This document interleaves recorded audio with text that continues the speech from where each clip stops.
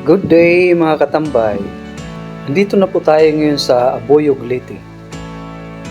Ang Aboyog Leyte pala ipapasok. Saan kayo yung daan doon? Ito yun, ano?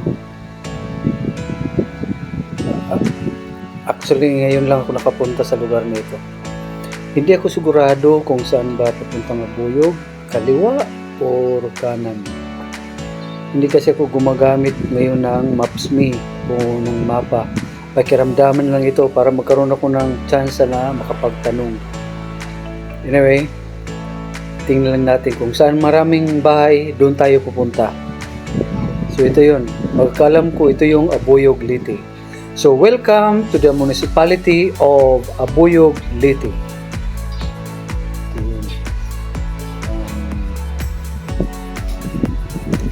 Hindi kaigihan yung mga kalsada rito.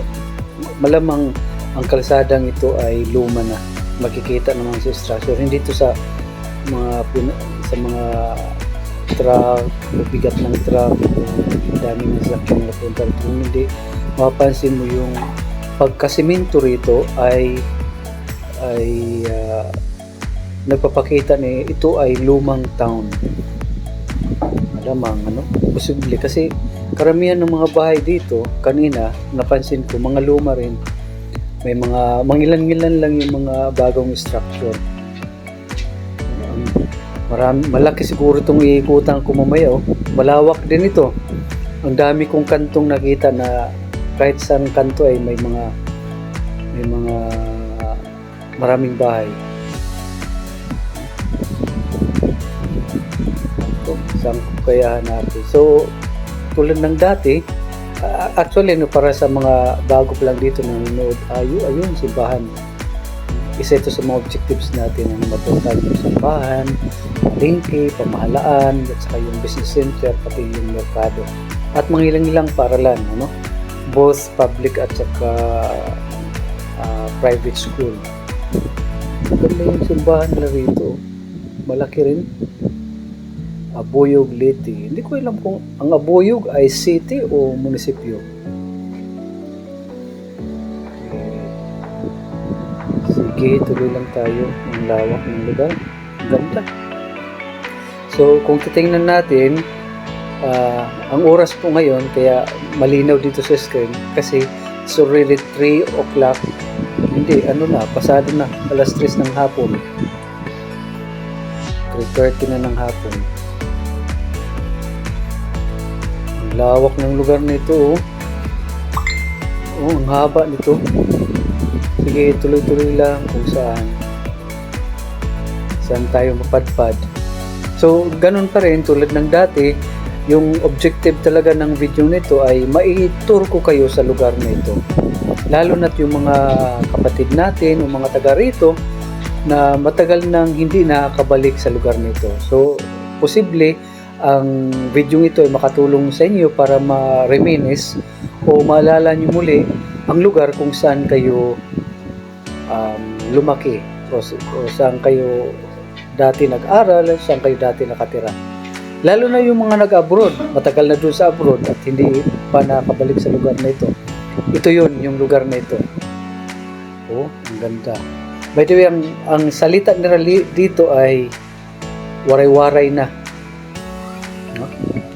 Hindi, malamang halo-halo pa rin kasi kanina may pagtanungan ako kasi waray-waray kasi ako nakakaintindi sila, pero habang nagsasalita kami, yung iba nagsasalita ng Cebuano, yung iba so siguro ko halo-halo na lang ito, waray-waray at saka Cebuano. Kita niyo naman ang lawak, yung Kalingian, ang haba, napakalayo. So samahan nyo kung ikutin natin ang lugar nito. Tara, let's go!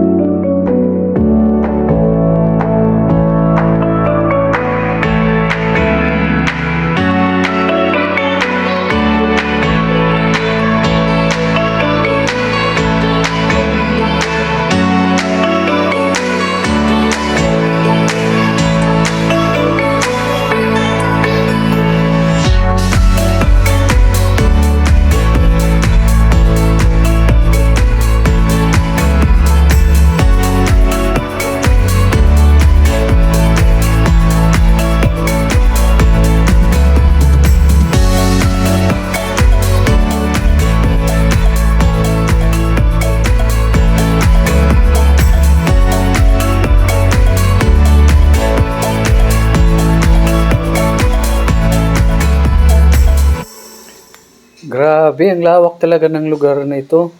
Kita niyo naman, kanina pa ako ikot ng ikot, pero hindi ko pa lahat ng mga daanan na daanan ko ay hindi ko naulit. Hindi katulad ng ibang video na yung mga daan na aking nadadaanan ay aking naulit-ulit. Ito ay hindi, oh.